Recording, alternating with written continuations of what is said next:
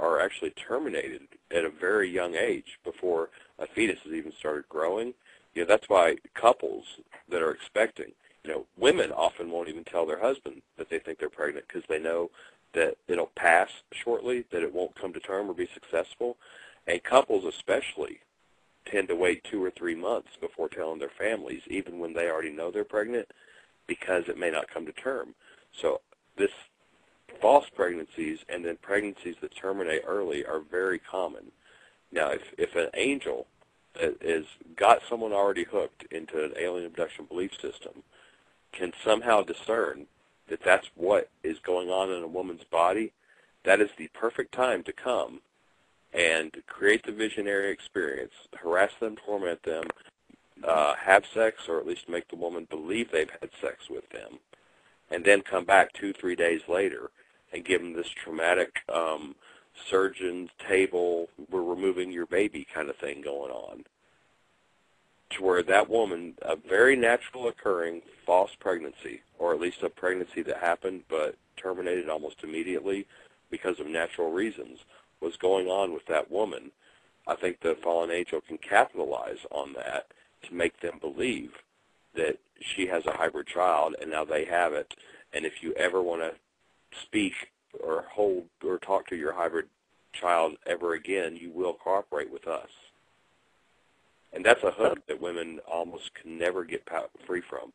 What Joe Jordan says is women who believe that they have a hybrid baby, he's never able to see them help get free from the alien abduction experience, because that hook is always there.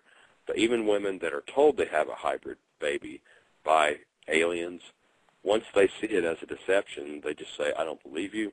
I'm not going through this. You're a liar. You're a fallen angel. That's a vision. That's fake. There is no such thing as hybrids, and you're lying to me. Those women get free from the alien abduction experience.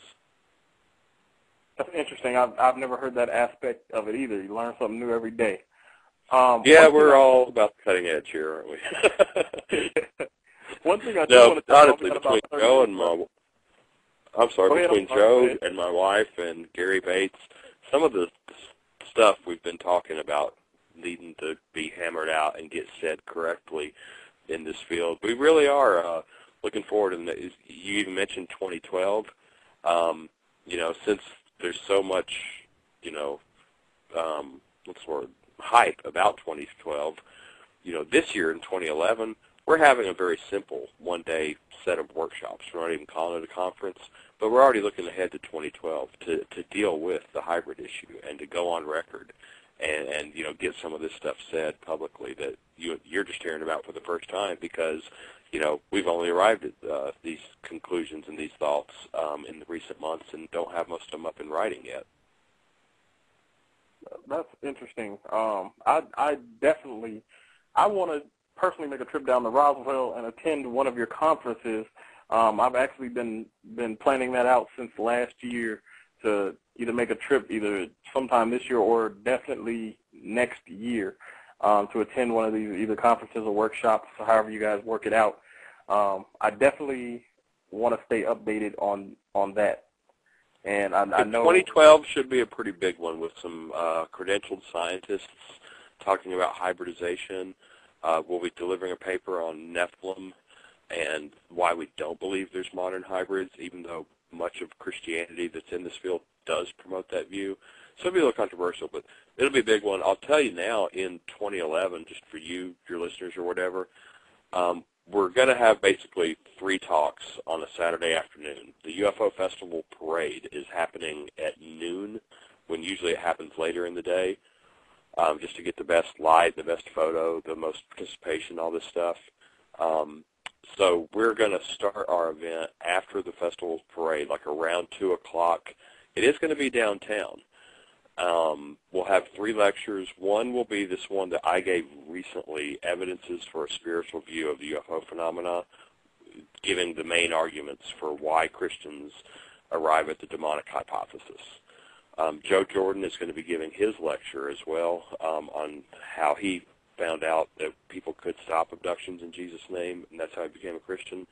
A fellow you may not have heard of named Josh Giles is also going to be here from Florida, and he has taken on the topic of how a UFO phenomena could be used to trigger a one-world government, religion, money, and politics all falling under the same banner. Basically how it could set off Antichrist and the New World Order. He's going to give a talk on the pivotal role that the UFO phenomena potentially could have in actually making the world like that. That's all going to happen on a Saturday afternoon. There'll be some information for it on RoswellUFOFestival.com soon, probably on ChristianSymposium.com and Alien Stranger. But uniquely, two things different this year is we also have a really cool young Christian worship band called 1,000 Year Reign that as soon as our last talk is over Saturday night, we're going to walk across the street and have a worship service. This band, hopefully out in the street or at least in the parking lot of the Not of This World Coffee House.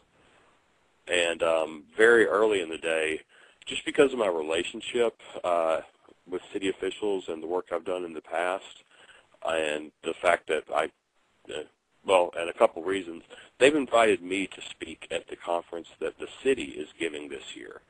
That'll be near the convention center, a few blocks up from the UFO Museum in the heart of downtown.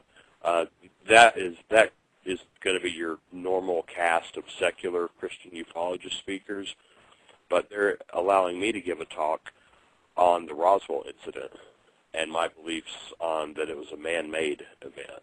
So I'm taking the stance, not a weather balloon, but not an alien spacecraft, and going to have to give a fairly thorough research presentation on the view that has to do with Nazi scientists, Operation Paperclip, possibilities of human experimentation, and the fact that it really was a government cover-up, but what they were covering up was a whole lot worse, actually, than just an alien, alien bodies. So if you or anybody is thinking about coming to Roswell, I'll be speaking on that topic on Friday, July 2nd, kind of early in the day, I think. And we're thinking I might go ahead and repeat it early Saturday at our location, just give the same talk twice. And you said that's this year or 2011? That is this year. This is coming this up in year, okay. Yes, 2010. All right. Yeah, I am kind of mixing up. We're going to have a big one in 2011, but it's going to be science-based, hybrids, Nephilim. It's going to have more of like Gary Bates and Creation.com's fellows in there. God willing, that's our plan at this moment, to actually really do a little more mainstream church approach than this topic usually gets by having some credible people just from Orthodox Christian Science organizations present. And then, 2012, we're going to get back to the Nephilim and prophecy stuff harder. Okay. One thing I do want to hit before we go, we got about 20 minutes left in this show. I want to touch on sightings. I'm not sure what is the newest news in sightings, but do you believe that the amount of sightings are increasing as time goes by, or do you believe it's the same, or do you believe it's kind of starting to fall off?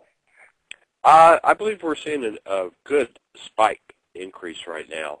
I don't follow, like I said, every little news story that comes around, but I think like a couple of our lectures at the symposium, they did this thing where 60 and 50 years ago, you'd hear of 1 or 2 or 3 isolated UFO reports, and that was it for the year. And now they're in the thousands. He did not provide us a really cool graph or chart to back that up, but he did show us some numbers early on.